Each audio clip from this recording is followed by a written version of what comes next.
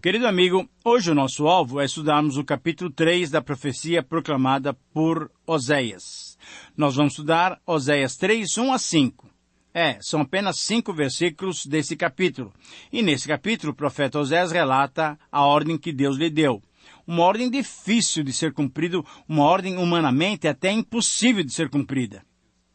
Depois das diversas traições de Gomer, Deus mandou Oséias tratar novamente com a sua esposa, mesmo que ela fosse amada por um outro homem e mesmo que ela tivesse clara propensão para o adultério. Certamente em nossas vidas chegamos a momentos em que nos deparamos com coisas impossíveis a realizar. E essa era uma das impossibilidades de Oséias. Se somente a sua vontade prevalecesse, isso seria impossível para ele. Porém, e aí temos sempre um porém. Porém, era Deus quem estava lhe dando essa ordem. Deus deu essa ordem porque Ele mesmo amava os filhos de Israel, embora eles amassem outros deuses e tudo aquilo que eles lhe ofereciam. Oséias então experimentaria os sentimentos de Deus. Oséias, na verdade, era uma parábola viva do relacionamento entre Deus e o seu povo. Com o capítulo 3, Oséias volta ao simbolismo do seu casamento para oferecer a Israel o convite de Deus à reconciliação. O convite de Deus a desfrutar do seu amor incondicional. A natureza dessa relação que Deus busca é melhor entendida pela ordem: vai outra vez e ama. Essa ordem é paralela com a ordem de casar-se, de tomar uma mulher, conforme nós vimos lá no capítulo 1, versículo 2. Agora, entenda bem, amar demanda mais do que casar-se.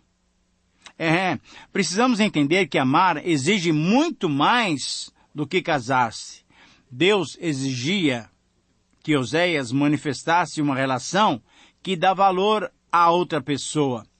Entretanto, nesse relacionamento, se fazia exigências em relação à conduta de quem é amado. Deus ama a Israel. E este amor é fruto de uma eleição soberana de tê-lo como seu tesouro especial, particular. E, sem dúvida, é uma eleição que apresentava exigências. A eleição divina exigia um procedimento adequado de Israel. Com o simbolismo profundo da sua vida familiar, Oséias providencia um modelo da relação entre Deus e Israel. Deus ama Israel e convida-o a se voltar. Deus espera que Israel responda ao seu amor com o amor correspondente. O capítulo 3, então, não revela a resposta que Gomer deu, porém, aqui nos é revelada a resposta de Israel e Judá. Nesses versos se destaca o inconfundível amor de Deus. Esse é o título para esses versos e para todo o capítulo 3, que na verdade são apenas 5 versos, o inconfundível amor de Deus. A mensagem de Oséias, que tem como tema amor para quem não merece, retrata a profundidade do amor de Deus para com seu povo. Oséias mostra mais vivamente do que qualquer outro livro do Antigo Testamento esse amor inconfundível. Usando as experiências de um homem que perdoou e se reconciliou com sua esposa adúltera e que amou os filhos nascidos das traições delas, Deus mostrou como podia amar e perdoar o seu povo infiel de Israel. A vida de Oséias era cheia de sofrimento e dor. A mulher que ele amava desprezava-o. Em vez de lhe agradecer por sua bondade em sustentá-la, ela gastava os bens dele na prostituição. Em vez de ficar com um único homem que realmente a amava, ela procurava homens inúteis que a usavam apenas para o seu próprio prazer. Ela partiu repetidamente o coração do seu esposo, fiel e amoroso. Mas o que fazer? Oséias ainda amava Gomer, a sua mulher. Quando ela estava em dificuldade, ele foi socorrê-la. Quando ela tinha perdido o rumo da vida, ele a retirou para um lugar isolado para conquistar novamente o coração dela. Em vez de odiar a mulher que o tinha tratado tão mal, Oséias continuou a amar essa esposa que não merecia o amor. E ofereceu o quê? Continuamente aceitá-la de volta. Oséias, talvez melhor do que qualquer outro homem, entendia como Deus se sentia quando olhava para o pecador, para o seu povo. Sendo perfeito e santo, Deus tem todo o direito de odiar e desprezar qualquer pessoa dominada pelo pecado. O pecado é feio para ele, tão repulsivo que ele não pode suportar o pecado na sua presença. Mas Deus, como Oséias, olha para além do pecado para ver a pessoa que errou. Paulo pegou o significado desse amor num único versículo. Mas Deus prova o seu próprio amor para conosco, pelo fato de ter Cristo morrido por nós, sendo nós ainda pecadores. Esse é um versículo recorrente aqui em Oséias. Deus não nos salva porque sejamos bonitos ou mereçamos o seu amor. Não, Ele olha além da terrível feiura do nosso pecado para ver uma alma que Ele ama, para ver uma criatura que Ele ama. Ele não vê alguém dominado pelo pecado, mas alguém que pode ser restaurado em sua comunhão com Ele. Esse é o amor de Deus. Então, assim como Oséias amava sua esposa infiel e queria resgatá-la da sua vida lamentável, assim Deus nos ama e quer nos proteger-nos do pecado. Agradeça então a Deus, porque Ele é capaz de amar a quem não merece ser amado. Com esse entendimento e tendo essa mensagem a sustentar-nos, o princípio que extraímos desse texto pode ser resumido nessa frase. Diante do inconfundível amor de Deus, somos desafiados a viver de tal modo a experimentarmos toda a sua bondade. Eu repito, esse é o princípio que podemos extrair de Oséias 3, 1-5. Diante do inconfundível amor de Deus, nós somos desafiados a viver de tal modo a experimentarmos toda a sua bondade. E nesses versos, nós encontramos 3 verdades sobre o inconfundível amor de Deus. A primeira verdade revela que Deus ama apesar da infidelidade do ser humano. Versículo 1. Disse-me o Senhor, vai outra vez, ama a mulher amada do seu amigo e adúltera, como o Senhor ama os filhos de Israel, embora eles olhem para os outros deuses e amem bolos de passas. Esse pequeno capítulo, querido amigo, ele completa a figura da vida familiar de Oséias. Em suas linhas, percebemos que Deus mandou Oséias novamente a relacionar-se com a sua esposa Gomer. Com a sua esposa adúltera.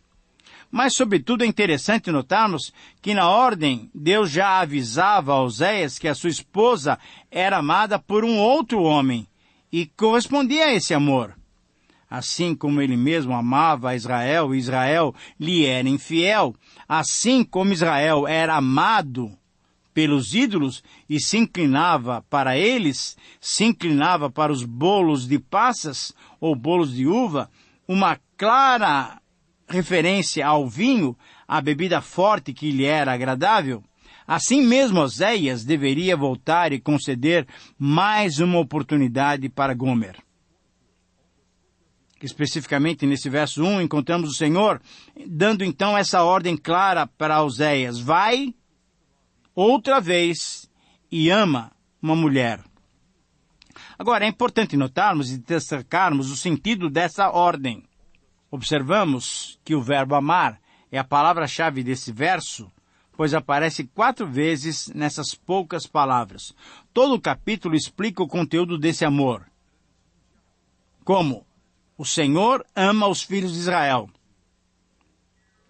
Pelo lado negativo, Oséias não pode amar com o amor pessoal de Gomer, nem o amor cultico dos israelitas. Esses 2 tipos de amor são egoístas, são destrutivos. Veja bem, Gomer ama a outro que não era o seu esposo. Gomer ama um amigo escolhido, frase que traduz melhor a expressão amante, que se vê em algumas versões das nossas Bíblias. Gomer é adúltera, juntamente com esse amante, e os dois mereciam a morte de acordo com a lei, conforme Levítico 20, versículo 10. Esse amor sem lealdade, sem responsabilidade, os guiava à destruição. Porém, o que Deus está mostrando é que o amor dos israelitas era igual a esse amor inconsequente de dois amantes. Eles olham para os outros deuses e amam bolos de passas. Ora, essa era uma figura retórica para os cultos de fertilidade, nos quais se comiam essas tortas de passas e se bebia muito vinho. E tinham a finalidade desses cultos de manipular o poder divino. Mas estava claro que esses cultos sincréticos provocaram a destruição de Israel como nação. Era esse o resultado do amor inconsequente que Israel estava experimentando. Mas mesmo assim, Deus amava Israel, mesmo sem ele merecer. Ora, diante dessas realidades e diante dessa ordem, é possível percebermos que mesmo depois do pecado de adultério, o perdão e a reconciliação são possíveis. É possível amarmos quem não nos merece. E é essa atitude que Deus espera de todo cristão. Mas a pergunta mais séria é essa: será que você, querido amigo, está disposto a amar dessa maneira? A segunda verdade revela que Deus, mesmo amando, tem que pagar o preço por um comportamento fiel. Veja os versículos 2 e 3, eu leio para você. Comprei-a, pois para mim, por 15 peças de prata e um homer e meio de cevada, eu lhe disse, tu esperarás por mim muitos dias, não te prostituirás, nem serás de outro homem. Assim, também eu esperarei por ti. Em contraste com o amor de Gomer, Deus ordenou a Oséias que o seu amor fosse como o dele. E Oséias obedeceu, comprando a sua esposa de volta. Esse amor de Deus foi baseado em sua livre decisão de escolher Israel e manter-se leal a essa decisão. Não é um amor egoísta, mas sim um amor generoso, pois sempre quis o melhor para o seu povo. Por isso ele exige. O amor de Deus é exigente, porque ele quer nos abençoar. E devemos notar que esses mandamentos de Deus são instruções para que possamos viver de modo ainda melhor a vida abundante que ele nos propõe. Devemos notar então que Oséias e Gomer não voltaram imediatamente a ter relações conjugais. Não. Ele esperaria que ela ficasse longe dos amantes. Por quê? Ora, porque leva um tempo reconstruir a confiança no casamento depois da traição. É razoável a pessoa traída pedir algum tempo antes que volte a ter relações normais. Mas o que Deus requeria de Oséias era que o seu amor por Gomer fosse e tivesse como objetivo essa maneira de viver que fosse, na verdade, benéfica à sua própria esposa. Para isso, Oséias teve que pagar um preço para comprá-la de volta para si. Conforme nos mostra o texto, é possível pressupor que Gomer se vendera à prostituição, possivelmente em uma das seitas pagãs que cultuavam suas divindades através de prostitutas cultuais. Oséias tinha que reembolsar, pelo menos, o que seria pago pelos serviços dela. Isto é, 15 peças de prata, metade do preço de uma escrava, e 330 litros de cevada. Entretanto, diante do fato de que no estabelecimento da lei, no estabelecimento dos votos particulares, o valor do voto de uma mulher era 30 ciclos de prata, não nos é possível afirmar com segurança se Gomer foi uma prostituta escrava ou uma prostituta cultica. Então podemos supor que, sendo ela uma prostituta, Oséias teve que comprar os seus serviços por um período indefinido, conforme o versículo 3, de muitos dias. qualquer que fosse a situação. Parece-nos que Oséias teve algumas dificuldades para obter o dinheiro necessário, pois teve que pagar parte em prata e parte em cevada, que era um grão usado para animais e era um grão usado por pessoas bem pobres. Mas o que é admirável, que deve ser destacado nesses versos, são as condições que Oséias exigiu de Gomer para tê-la de volta, sendo que ele mesmo estaria sob essas condições. Essas condições Deus também requeria do seu povo, e ele mesmo também estava disposto a pagá-las. Gomer não poderia mais se prostituir. Gomer deveria parar com as suas relações sexuais ilícitas, e ela não poderia ter mais nenhuma relação sexual com qualquer outro homem, incluindo o próprio Oséias, durante algum tempo. Ela deveria esperar por ele muitos dias, enquanto Oséias também esperaria por ela. Essa seria a maneira de Oséias mostrar e proclamar a disciplina do amor de Deus para com seu povo de Israel, para que o povo compreendesse e valorizasse o Senhor e suas bênçãos.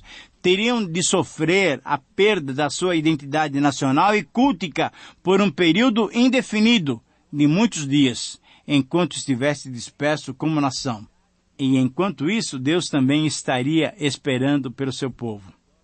Assim aprendemos que o perdão e a reconciliação, mesmo diante do inconfundível amor divino, exige uma mudança de comportamento do pecador perdoado. A terceira verdade revela que Deus ama e exige novo procedimento para mostrar-se bondoso ao homem. Versículos 4 e 5. Nesses versículos, a aplicação é fácil. É uma aplicação à nação. Deus deixaria o povo muito tempo sem liderança. Não teriam autonomia nem segurança que um rei ou um administrador poderiam prover. Não poderiam adorar o Senhor, nem mesmo com o condenado culto sincrético a que eles estavam acostumados. Não. Deus queria que houvesse uma mudança de comportamento. Eles não receberiam nem a revelação da vontade divina pelo método legítimo dos efodes usados pelos sacerdotes. Por aquelas pedras na roupa dos sacerdotes. Não. Eles estariam isolados no deserto até que reconhecessem o seu pecado. Sem dúvida, o propósito divino, com a perda da identidade nacional, da segurança cultica e do conhecimento da vontade de Deus, não era para destruir Israel. Era sim uma expressão do amor divino que procurava uma genuína conversão do seu povo, um real arrependimento. Para Oséias, buscar o Senhor não era meramente assistir um culto num santuário. Muito pelo contrário, é uma atitude pessoal e decisiva de voltar a Deus, tremendo e temendo-o, conforme o versículo 5. No final, Israel seria completamente reconciliado com Deus e com Davi, seu rei. Esse verso se refere claramente à restauração espiritual do povo da nova aliança. Davi simboliza Jesus Cristo. Os últimos dias se referem à época do Novo Testamento. Por meio de Jesus Cristo, então, o Israel espiritual se aproxima do Senhor. Depois de um período em que o povo estava sem casa, agora ele poderia retornar à comunhão com Deus. Assim, o profeta indica um tempo entre a volta do cativeiro e a vinda de Jesus. Será que nos temos apropriado desse amor, do amor de Deus, do amor inconfundível? Querido amigo, se quisermos experimentar essa aproximação e a bondade do Senhor, devemos nos arrepender e voltar para Ele integralmente. Você está disposto a isto? Que Deus o abençoe nessa decisão. Um abraço e até o próximo programa.